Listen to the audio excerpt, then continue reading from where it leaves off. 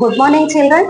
మనం ఈరోజు 9వ తరగతి వాగ్భూషణం పాఠం గురించి తెలుసుకుందాం. రాసిన వారు డాక్టర్ ఇరువెంటి కృష్ణమూర్తి. ఇందులో మనము మొట్టమొదట చదవండి, ఆలోచించి చెప్పండి అనే శీర్షికను చదివి ఇచ్చిన ప్రశ్నలకు సమాధానాలు తెలుసుకుందాం. మాటలు కోటలు గట్టి మహారాజుగా మసలుతాడొకడు, మాటల చేటలతో మనసు చెరిగిపోతాడొకడు. మాటలు బాటలు వేస్తాయి, మాటలు పాటలు రాస్తాయి.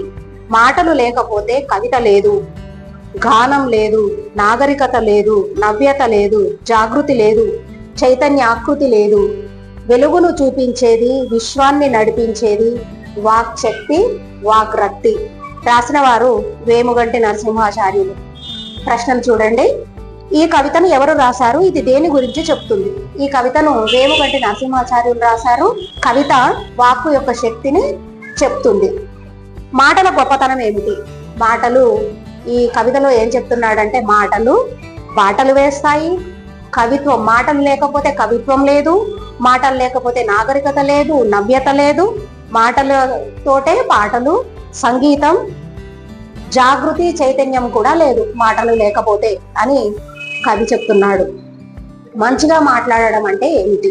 మంచిగా మాట్లాడడం అంటే వినే వాళ్లకు ఆనందాన్ని కలిగించేలాగా ఉండాలి, మంచి విషయంతో చెప్పాలి, మంచి కంఠధ్వనితో ఉండాలి. అప్పుడు చెప్పే విషయాన్ని క్లుప్తంగా కూడా వివరించాలి, చెప్పే విషయాన్ని సూటిగా చెప్పాలి. వాక్ శక్తి, వాగ్రక్తి అంటే ఏం అర్థమైంది? వాక్ శక్తి అంటే వాక్కులో ఉన్న శక్తి. మాట ద్వారా మనం ఎన్నో సాధించవచ్చు, మంచిగా మాట్లాడి మన పనులను సాధించుకోవచ్చు. వాగ్రక్తి అంటే వాక్కు పైన ప్రేమ. వాక్కును మనము మంచి అనుకూలమైన దాని మీద, వాక్కు పైన మనం అంటే మాట మీద ప్రేమతో చక్కని మాటలు నేర్చుకోవచ్చు, చక్కగా మాట్లాడడం నేర్చుకోవచ్చు. అవి భవిష్యత్తులో మనకి ఉద్యోగ అవకాశాలను కూడా కల్పిస్తుంది. ఒక టీం మేనేజర్ ఉన్నారు అంటే అందరినీ కలుపుకుని పోవాలి. అలా కలుపుకుని పోయేటప్పుడు ఈ వాక్కు యొక్క శక్తి, వాక్కు యొక్క రక్తి చాలా అపూర్వమైనది. పాఠం ఉద్దేశం: ఉపన్యసించడం ఒక గొప్ప కళ. మంచి వక్త కావాలంటే ఎలాంటి సూచనలు పాటించాలో, ఉపన్యాసం ఎలా తయారు చేసుకోవాలో, ఎలా మాట్లాడాలో తెలియజేస్తూ విద్యార్థులను మంచి వక్తలుగా తయారు చేయాలి అనేది ఈ పాఠం యొక్క ఉద్దేశం. పాఠ్యభాగ వివరాలు. ఈ పాఠం వ్యాసం అనే ప్రక్రియకు చెందింది. రాసిన వారు డాక్టర్ ఇరువెంటి కృష్ణమూర్తి. ఆయన రాసిన వాగ్భూషణం భూషణం అనే పుస్తకంలోనిది ఈ రోజు మనం చెప్పుకోబోయే పాఠం. రచయిత పరిచయం: డాక్టర్ ఇరువెంటి కృష్ణమూర్తి 1930లో మహబూబ్ నగర్ లో జన్మించాడు. సంస్కృత, ఆంధ్ర, ఆంగ్ల, ఉర్దూ, హిందీ భాషలలో చక్కని ప్రవేశం ఉంది. ఉస్మానియా యూనివర్సిటీలో తెలుగు శాఖలో ఆచార్యుడిగా పనిచేశాడు. యువ భారతి సాహిత్య సాంస్కృతిక సంస్థకు అధ్యక్షుడుగా, ఆంధ్ర సారస్వత పరిషత్తు, ఆంధ్రప్రదేశ్ సాహిత్య అకాడమీ సంస్థలకు కార్యదర్శిగా, తెలంగాణ రచయితల సంఘానికి కార్యదర్శిగా కూడా పనిచేశాడు. హైదరాబాద్ రాష్ట్ర విమోచన ఉద్యమంలో పాల్గొని జైలు శిక్షను కూడా అనుభవించాడు. ఈయన రచనలు చాటువులు, వాగ్భూషణం, వేగుచుక్కలు, వెలుగుబాటలు, దేశమును ప్రేమించుమన్న మొదలైనవి. కవి సమయములు ఇతని సిద్ధాంత గ్రంథం. ఈయన ఎన్నో కథానికలు, వచన కవితలు రాశాడు. పఠనీయం అనే శీర్షికతో ఈయన 39 ఉత్తమ గ్రంథాలను పరిచయం చేశాడు మనకి. 1989లో మరణించాడు. ఈయన కాలం 1930-1989. విద్యార్థులకు సూచనలు: ప్రవేశికను చదవండి. పాఠంలో రచయిత చెప్పదలుచుకున్న విషయాన్ని కొంతవరకు అర్థం చేసుకోవచ్చు. అర్థం కాని పదాలు, కఠిన పదాలను అండర్లైన్ చేసి పద విజ్ఞానం నుండి వాటిని వెతికి రాయాలి. ప్రవేశిక: మాట్లాడడం మనిషికి మాత్రమే లభించిన వరం. మాటలను అందంగా, ఒక పద్ధతిగా, అనుకున్న అంశం మీద అల్లుకొని మాట్లాడితే అది ఉపన్యాసం అవుతుంది. ఉపన్యాసం అంటే ఒక కళ అని మనం చెప్పుకున్నాము. మాట్లాడే నైపుణ్యం ఉపన్యాస కళను పెంపొందించడమే కాకుండా భవిష్యత్తులో ఉపాధి అవకాశాలను కూడా మనకు కల్పిస్తుంది. ఈ మాట్లాడే కళ మీద పట్టు సాధించాలనే దానికి సమాధానమే ఈనాడు మనం చెప్పుకోబోయే పాఠం. వక్తృత్వం అంటే మాట్లాడడం. చక్కగా మాట్లాడే వాళ్ళని వక్త అంటారు. అది ఒక కళ. ఇది శ్రద్ధతో, సాధనతో అలవడే కళ.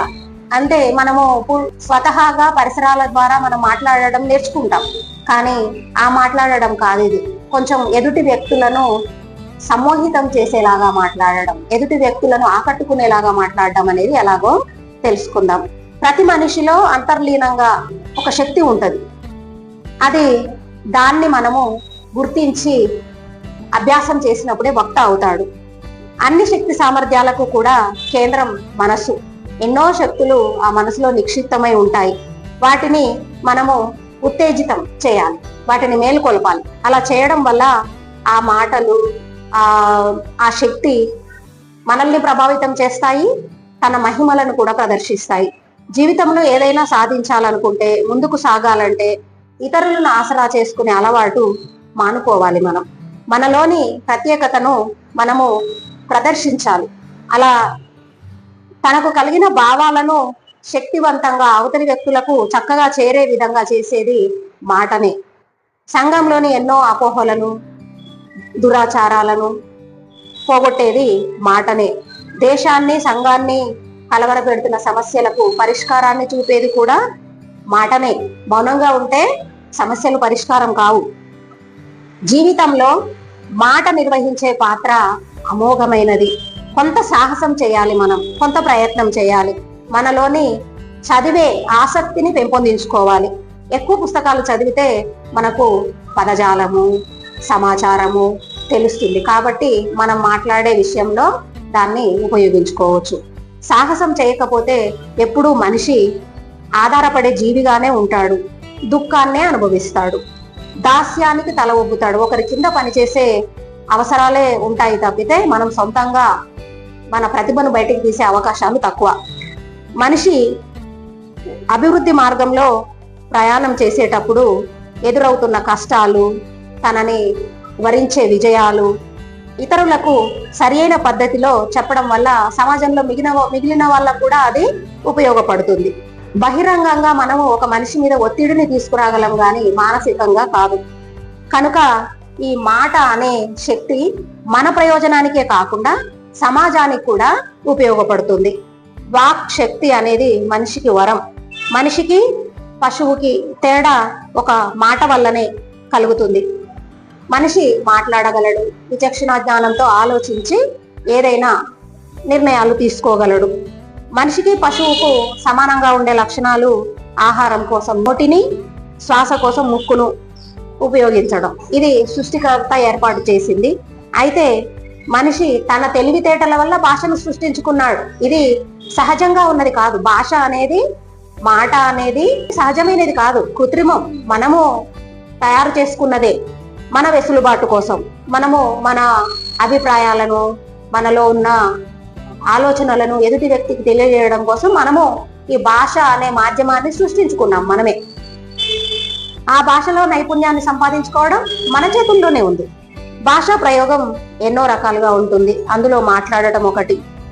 మాట ఎంత తక్కువ మాటల్లో చెప్తే అంత బాగుంటుంది. ఇంకా అర్థవంతంగా చెప్పాలి, అందంగా చెప్పాలి, వినసొంపుగా చెప్పాలి. భాష, ఉపయోగించే భాష కూడా వినాలి అనిపించేలాగా ఉండాలి. అప్పుడు అది, ఆ మాట శక్తివంతం అవుతుంది. శక్తిని బట్టే మనం అనుకున్న ప్రయోజనాలు మనకు సాక్షాత్కరిస్తాయి. మాటకుండే శక్తి అనంతమైనది, అప్రతిహతం. అంటే దాన్ని అడ్డుకోలేరు ఎవరు. ఇది జాతికి ఊపిరి పోస్తుంది, దేశాన్ని జాగృతం చేస్తుంది, ధర్మాన్ని ముందుకు నడిపిస్తుంది, మండుతున్న ద్వేషాన్ని ఆర్పివేస్తుంది. మంచి వాక్కు కల్పతరువు లాంటిది. అంటే ఏది అడిగితే అది ఇచ్చే దేవతా వృక్షం లాంటిది. మాట అనేది మన ఆత్మశక్తికి మరో పేరు. ఆ శక్తిని గుర్తించడంలోనే మనిషి జీవితానికి సఫలత ఏర్పడుతుంది. వివేకానంద స్వామి తన ప్రసంగంలో దైవం పైన విశ్వాసం లేని వ్యక్తులతో మాట్లాడడం తనకు ఆసక్తి లేదు అన్నాడు. ఆత్మవిశ్వాసం లేని వాళ్ళని చూస్తే తనకు బాధ కలుగుతుంది అని చెప్పాడు. నిజంగా ఆత్మవిశ్వాసం ఉంటే ఎవరి దగ్గర మనము పడి ఉండం బానిసలుగా. మన మనస్సును, మన శక్తిని నమ్మి వాటిని మేల్కొల్పగలిగితే అలాంటి వాళ్ళకు అదృష్టం వెతుక్కుంటూ వస్తుంది. మనిషి వాక్కు, శరీరం ఏ విధంగా ఉంటే అలాంటి ఫలితాలే వస్తాయి. మన జీవితం చక్కని పూలబాట అవుతుంది. మనిషి వాక్కు, శరీరం, మాట అన్ని మన అధీనంలో ఉన్నప్పుడు. కాబట్టి మనము ఆ ప్రయత్నం అనే తపస్సు నిరంతరం చేస్తూ ఉండాలి. అయితే మాట్లాడే కళలో ఎవరైనా నేర్పును నైపుణ్యాన్ని సంపాదించుకోవచ్చు.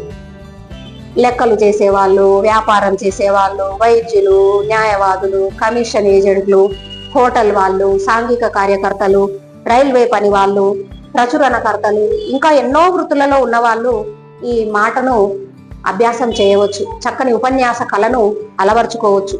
మన భవిష్యత్తును బంగారు బాటలో నడిపించుకోవచ్చు. అందరికీ ఈ కళను నేర్చుకునే అధికారం ఉంది. అందరి వాక్కులో, మాటలో అద్భుతమైన శక్తి ఇమిడి ఉంది. ప్రతి వ్యక్తి నిరంతరం శ్రమించడం వల్ల ఈ కళలో, అంటే మాట్లాడే కళలో నైపుణ్యాన్ని సాధించుకోవచ్చు. ఈ విధంగా మనము వాగ్భూషణం పాఠంలోని మొదటి భాగం పూర్తి చేసుకున్నాము.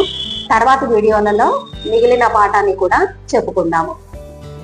ఈ ఛానల్ని సబ్స్క్రైబ్ చేసుకోండి, లైక్ చేయండి, షేర్ చేయండి. Thank you for watching.